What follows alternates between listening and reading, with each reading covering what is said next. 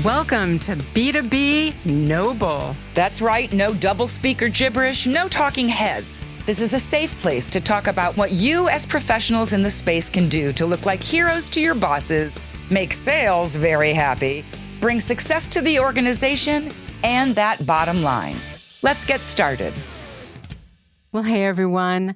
Welcome back to another episode of B2B No Bull. This is where we try to avoid all the jargon and try to make some sense out of corporate chaos so that you can do your job better and you have knowledge to do it. I'm Liz Brohan. And I'm Mark Brohan, her brother. Today we're digging into a topic that is rather messy. It's kind of what we want to talk about is the state of DEIB. And that means corporate alignment, and that means all kinds of things to all kinds of different people in the corporate world.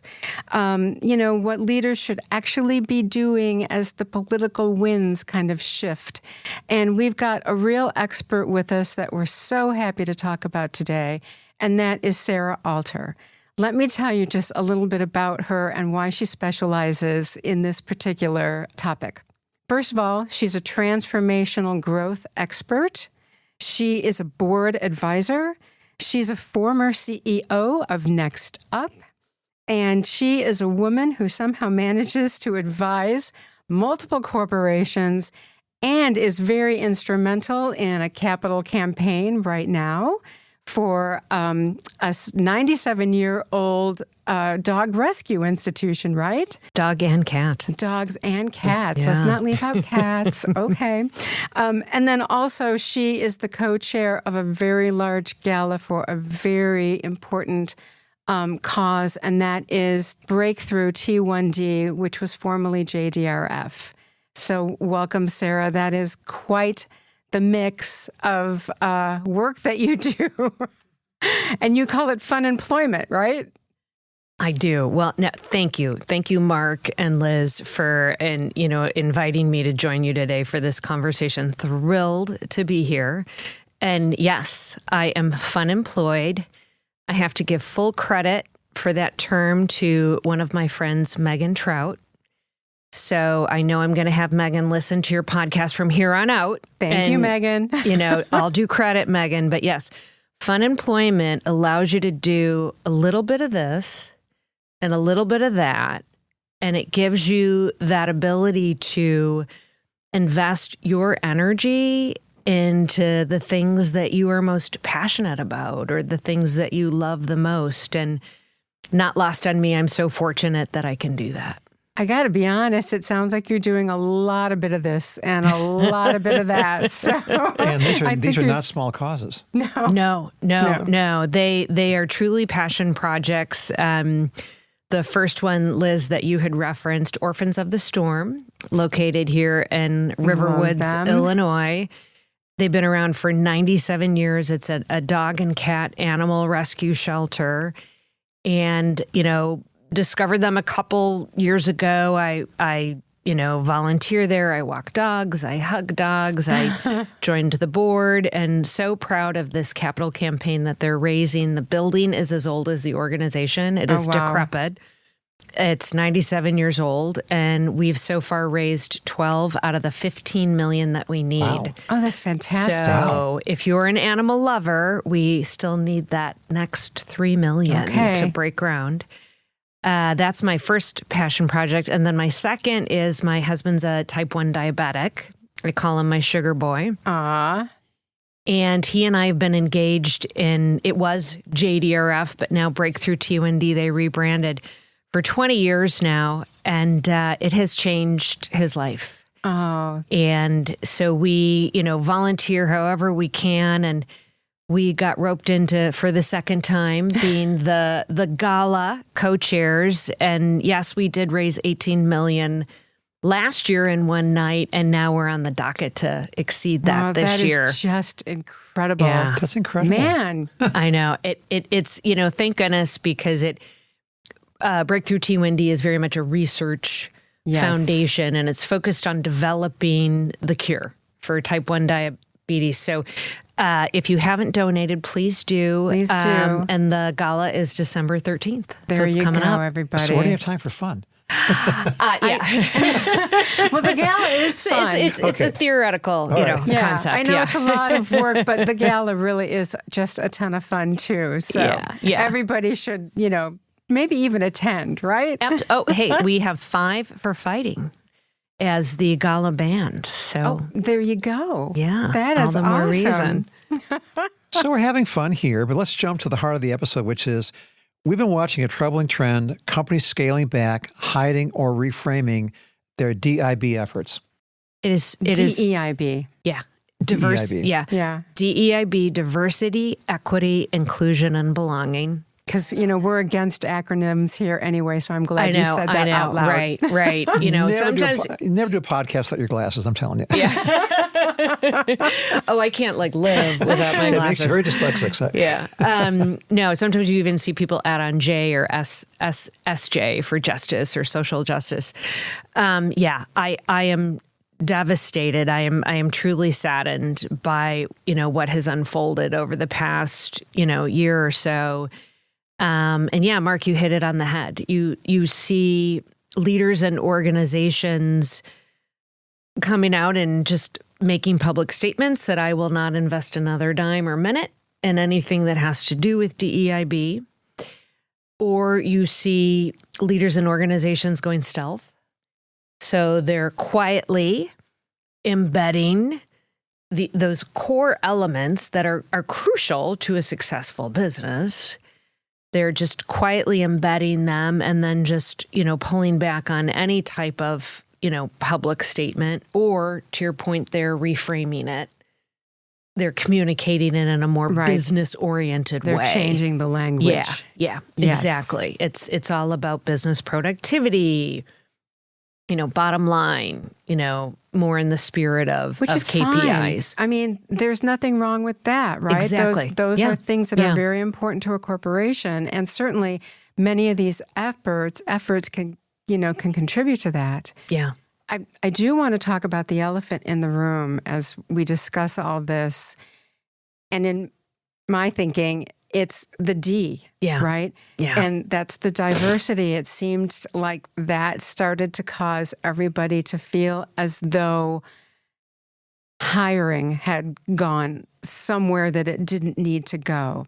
And it's all kind of a fallacy, but it's very real. Yeah. In the way people talk about it and the language that they use. And what are your thoughts on that? Yeah, if you look at the context of where it started and then how it started to unfold, it started more from a legal perspective, and you saw it happening in the colleges and in the universities and in the academic world. As, lawsuits were being filed against these large academic institutions because of the, diversity goals that they had put into place into their admissions strategy. Then you saw it shift from, the academic world to the business world. And you saw, states' attorneys now not only, taking the colleges and universities to court, but then you saw them taking large corporations to court, and that'll shut it down fast, right? And you've seen just countless companies be taken to task, and that's what then started that whole wave of, I'm no longer investing in this, I'm no longer supporting this, I'm going to focus just on my bottom line and my stock price. Well, you mentioned context just a minute ago. So some context here on this very troubling trend. Do you see this as just a sign of the times we live in, or a much more permanent long-term shift? It's an interesting question.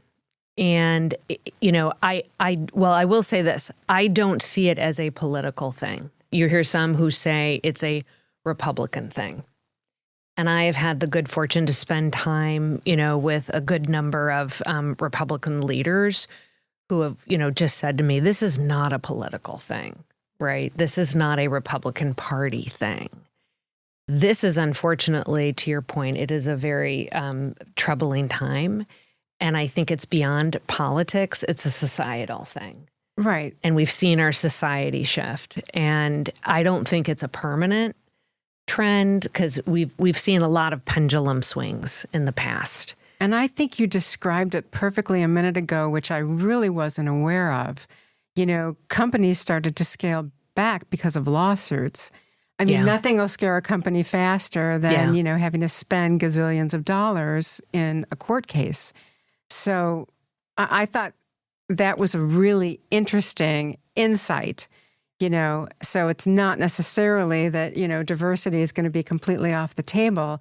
We just have to figure out a way that we can do it in a way that doesn't cost corporations, legal fees. Yeah. And diversity too, like I think unfortunately it's overgeneralized to mean, X number of men versus women or, Y number of white versus, multicultural, right. Minorities. For me, it has always been more a reflection of the diversity of perspectives, right? The diversity of, I have different skills. I know different things. And that's what makes, a business all the richer and more likely to be successful at the end of the day because it's not groupthink, right? And I would imagine that their customer base is diverse. So you need all of those perspectives, and points of views just to make sure that you're, providing a customer experience that meets everybody's needs. Yeah, absolutely. You mentioned a societal change just a minute ago. And as it applies to a business organization, how does that permeate? I mean, is this top-down driven? Is it HR driven? Is it the organizational driven? I mean, what is the genesis for the change inside a business organization, do you think? I mean, societal impacts, of course, but what do you think what's changing inside the corporation, let's say? If you think about it, and Liz just mentioned it, and let's take Target, for example, right? And I, as the CEO of NextUp, I had the good fortune of being able to partner with them and incredible CEO and leader, Brian Cornell. And he was, one of our staunchest of supporters. And, I would run into him at conferences and he would talk about how he was focused on making sure that he was going to diversify his executive level team and he was going to diversify, his entire organization. And again, not by numbers per se, but he saw the value, the business value and impact that could happen. One, like you mentioned, Liz, they had a very diverse set of communities and customer segments that they served. Absolutely. And so you needed that thinking embedded, that diverse perspective and thinking embedded in your strategy and in your execution and your experience. And then two, just within the organization itself to breed innovation, right? And unfortunately, what we've seen unfold with Target is they, because of legal action, were forced to take that stance that it was communicated as it will no longer be a key priority. We're going to focus on the business and the customer. And so you saw protests and you saw backlash. And so from that macro perspective, from that environmental or societal perspective, that's what prompted Target, to have to, one, the legal course forced them to take the stance they did. And now two, this second force of this backlash is now, forcing them to take a look at, do they continue that stance? Do they adjust it? And I think stay that's tuned. Such an excellent point because any leader listening right now is probably thinking, what do I do to move forward in this environment? Yeah. And there's two core things they can do. Excellent. Okay. Well, there you go. We get to learn something. Yeah. No, that's actually the good news in all of this. I mean, first and foremost, what you need to do as you communicate your mission, right? Your purpose. You really need to connect it directly back to business KPIs. You know, as the CEO of a publicly traded organization, it's about your P&L and it's about your stock price. And so as you now communicate out in this environment, you need to be continuing to focus on, okay, what are those key external KPIs? And then what are those key internal KPIs that will directly impact them? Which employee retention is one, employee productivity, which can be measured, is one. You know, your level of innovation is another. You know, there's a whole series of probably more culturally driven or you know, softer skilled EQ type metrics that you can use, you know, internally to, you know, directly impact and drive then those external metrics. The second thing that you can do is really focus on, you know, what I call alignment. Because at the end of the day, it's all about, hey, how well aligned is your entire organization against the mission and the strategy? Like, as you look at what the organization is doing, does it directly connect back to your stated mission and strategy? How aligned is, as you operate, as you execute, how aligned is the operational execution tied back to the mission and the strategy? And then what type of alignment do you have internally between teams, between departments, between levels? You know, is there communication? Is there collaboration? You know, at the end of the day, your mission and strategy, if executed appropriately, it should deliver the right business results. And if you're being publicly traded, the right stock price. But if you look at it, it ends up at the end of the day really being a factor of alignment. You know, diversity, equity, and inclusion and belonging were all levers that were being used or should be used to drive alignment. So this is interesting in the perspective that if you just gave two core pieces of advice here. So if the pendulum, though, is to swing back the other way, who has to champion that in this day and age inside the organization, do you think? Oh, it's got to start with the CEO. Yeah. And at NextUp, clearly saw this time and time again that if you didn't have the CEO championing this, if you didn't have them investing in it and staying consistently committed to it as a priority, you were not going to see, you know, a sustainable, you know, business results at the end of the day. And more recently, as I shared earlier, I've been serving as a business advisor, and one of the phenomenal groups that I've gotten to partner with, Blue Spark, BLUSPARC, they have seen and had great success in partnering with C-suite teams, small to mid-sized companies, where they're focused on organizational alignment. And it's, you know, served as a great proxy for a lot of what, you know, leaders and organizations were trying to do in the context of DEIB.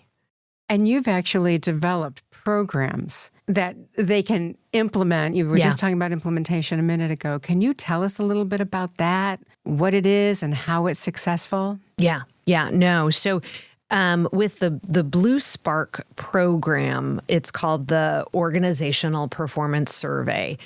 And I have to give full credit to the Blue Spark team for having developed it. And I got to, you know, partner with them. I was first exposed to them. I was the CEO of NextUp, and I was able to leverage this OPS solution. And I used it firsthand with my own team.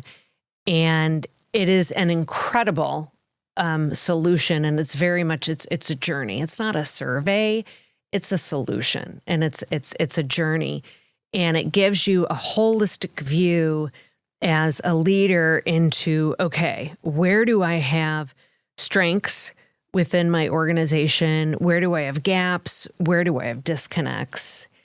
And, you know, most importantly, where do I have blind spots? So what do I need to address to ensure that my teams, you know, my operations, my execution it's all aligned to the mission and strategy that I want to bring out to the marketplace to deliver true business value. And it's a journey that an organization goes through, and it's most successful when it typically starts at that C-suite level. So the CEO steps up, brings his C-suite or executive level team through this journey.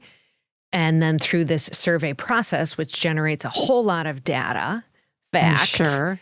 You're then able to decide, okay, well, where do I need to course correct? Where do I may need to redistribute resource? Where do I have misalignment? And sometimes even where do I have problem children? So do I need to, make changes, from, a staffing perspective?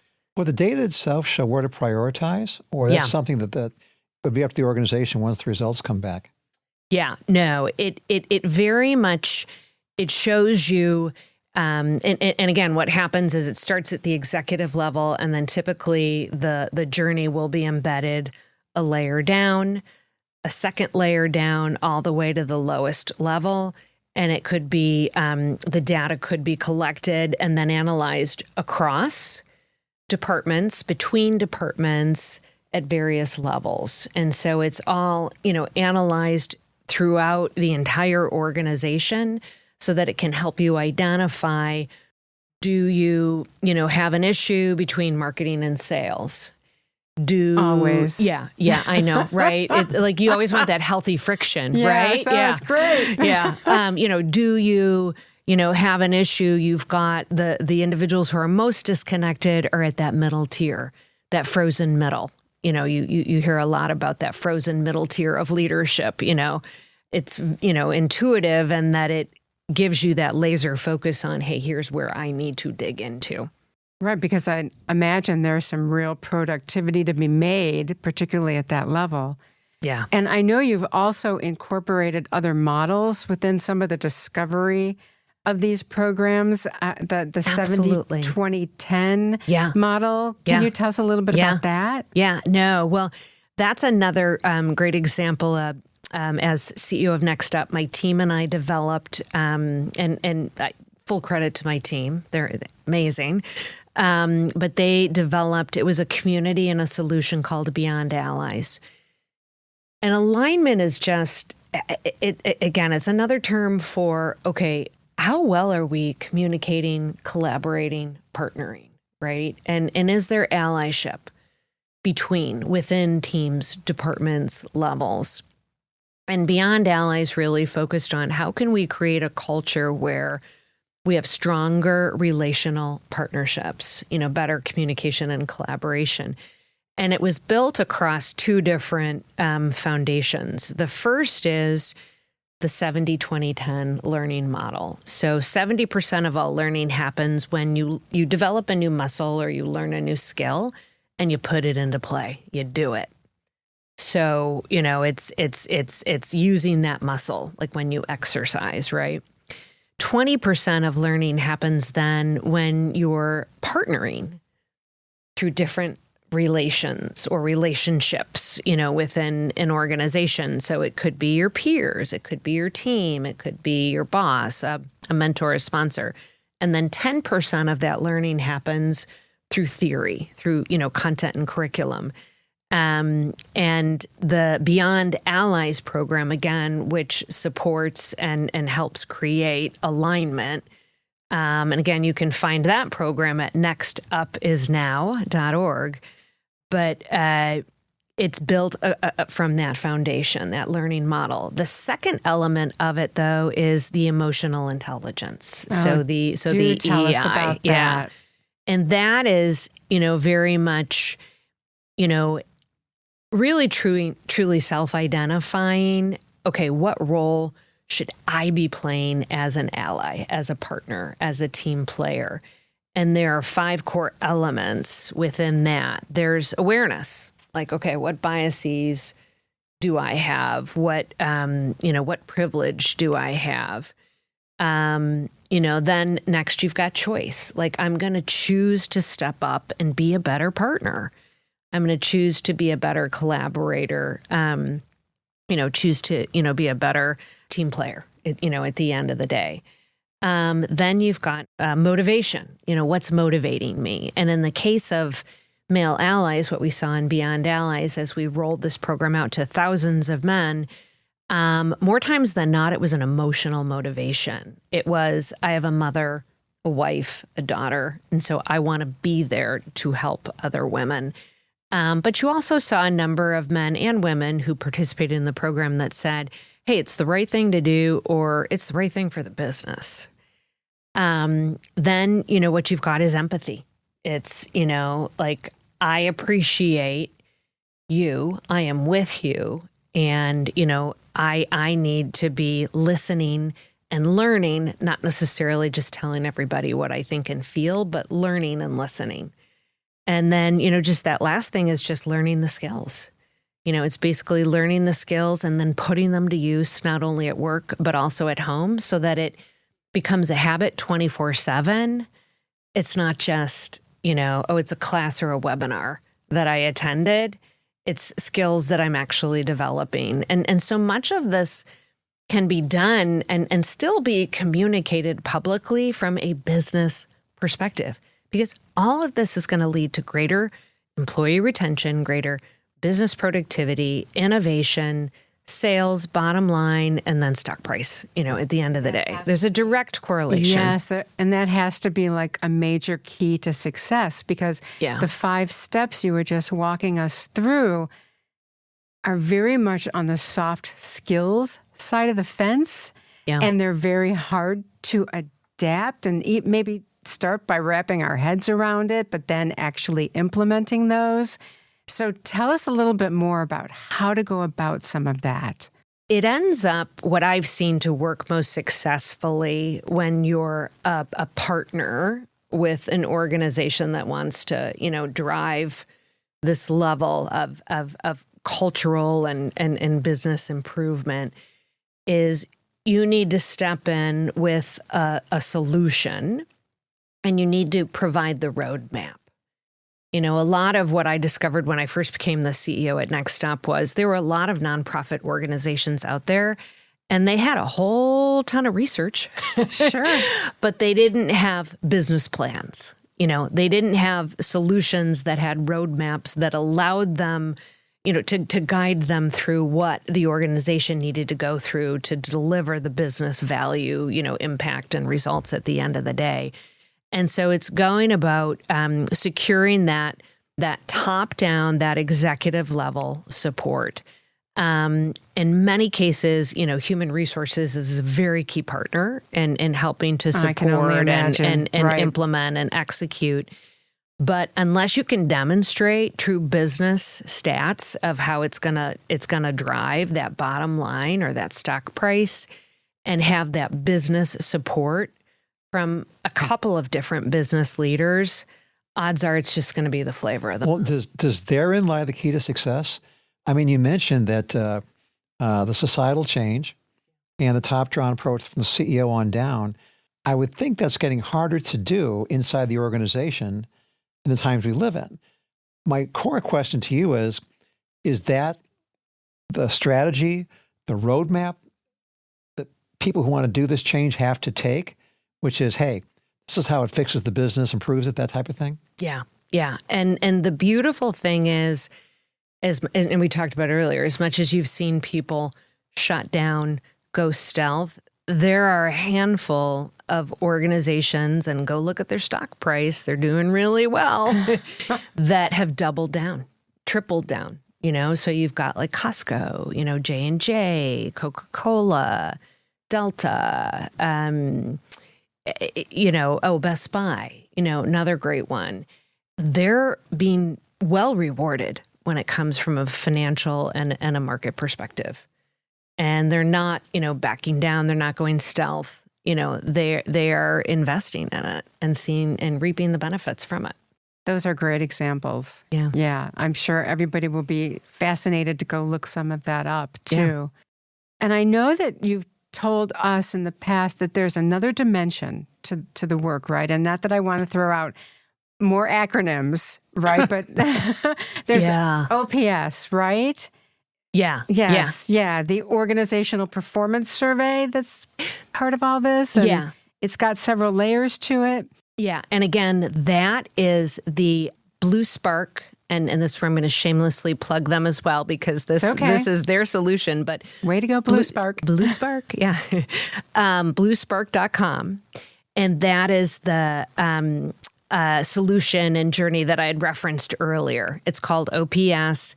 And it starts with a survey process, but then they mine the survey results for the data, which helps to identify, okay, what are the blind spots that exist in my organization? So now me as a CEO or a C-suite team, where do I go in and invest or course correct or, make, fundamental, organizational changes? So so the OPS solution is one example, and then the Beyond Allies is another. But there's a third aspect that I think might answer that question as well. Yeah. I always love giving ideas. So that third idea is, and you've seen, organizations and leaders that have embraced this, they have reaped great benefit as well, is it's looking beyond just, the medical insurance, right? The doctor, the dentist, the vision insurance, but it's investing in other ways, so that your employees feel like, hey, I'm being seen as a whole person. Like, yes, I am an employee, but I have a family. I have a life outside of work. So where you see companies investing in things like mental health support. My husband's a professor at University of Chicago Booth, and he came home last week and he's like, we now have pet care insurance. How about it? So, so companies providing pet care. You see companies investing in, I have a good friend, Dylan Gomi. She has a company called Diligence. And it's somewhat of a mental health service provider, but they focus on going into an organization and helping them to build organizational resilience. Tell us about that. Yeah, it's a mix of, mental health, but also, driving the right type of energy and attitude. And, Michelle Buck, former CEO of Hershey, one of my favorite partners when I was at NextUp, she called herself CEO Chief Energy Officer. That's a guy like that. Very innovative. For her, yes. yeah. She was it's all about the level of energy that sits within the organization. You see other services like I have a dear friend who has an organization that focuses on fiscal counseling and fiscal health for employees. So, companies invest in providing them with support and service to help guide them as they manage their own fiscal lives. And then, the last one, which I'm, so impressed by the companies that have maintained these, but it's developing the affinity-based communities and keeping them. Yes. And Nestlé is a great example of that. They had a whole variety of different affinity communities. One was based on mental health care, either for yourself or for someone in your family. One was based on caregiving. You're an adult or parental or caregiver of somebody who has a health issue in your family, and there's quite the emotional burden. Some are just based on, hobbies, but it's creating a way that really, enables someone to feel like they belong within an organization, that they are seen and they are supported. And when you feel seen and supported as an employee, you stay. And they're thought of as a whole person. Yeah. Not just the employee part. Yeah. And I know the organization that I work for, they have a parents group, and I think it's brilliant. Oh, love it. Love it. Yeah. Yep. Yeah, goes so that's right along with some of the things you were talking about. Yeah, Yes. so that's yet another way that, you can continue to invest in your employees, and you can continue to create the right type of culture and community that supports, top-tier business results. Yeah. No, I think that's the biggest takeaway from our conversation today, that alignment really is all about business results, you know, whether it's productivity or performance, it's all wrapped into keeping the organization moving forward as an entire whole entity. Absolutely. That is great. Well, and take heart, things do change. It's always a pendulum. It's always a pendulum. So it's just, does it go 90 degrees? Does it go 180? You know, But But I think what we all learned today and what we saw from your expertise is there's a bright light, and this is bigger than maybe what we've all defined it as in our own lives. And corporations can embrace it because it really will drive business results. And kudos to the leaders in the corporations that do and have continued to. And to any of our listeners today, I mean, these are discussions you can have at your organization and figure out together how to get the C-suite's attention or how to get HR's attention and, you know, start to make these things happen, you know, because B2B marketing might be a little behind some of the organizations that you mentioned as great role models for this. So it's great to understand more about those. Absolutely. Well, thank you, Sarah. Thank you. This has been enlightening. My pleasure. No, thank you. I feel so much better. Isn't that weird? Because I thought this is such a heavy subject. And then the way you explained it and walked us through it makes it very, you know, business oriented and very common sense. So, absolutely. Well, no. Well, you did break your rule about an acronym, so. We broke a few acronym rules. I apologize for bringing that in. We shake things up here. Exactly. Get a little crazy. Yes, because none of those acronyms were really, you know, bull, you know? Exactly. I like that. She's good with the curveball. So. Well, hey, I don't want to throw anybody a curveball, but I do want to thank Sarah for being here today. Yes, I really Thank felt you. Inspired by it. And I also feel inspired by our sponsors. So please let me talk about them for just a second. We love Embas. Embas is a marketing consulting firm that specializes in change management, content development, and marketing communications. And then, of course, our beloved The Motion Agency, who has recently been ranked the #2 fastest growing B2B marketing communications firm in the nation. And so congratulations to them. If you need any help with marketing and business consulting, please check them out. Thank you. And until next time, hey, go wherever you listen to your podcasts and rate us. Leave us comments. We'd love to learn what's on your mind and what we can be talking about that would, you know, improve, you know, your life in B2B marketing and just B2B in general. And no bull. And no bull. So until next time, no bull, okay, everybody?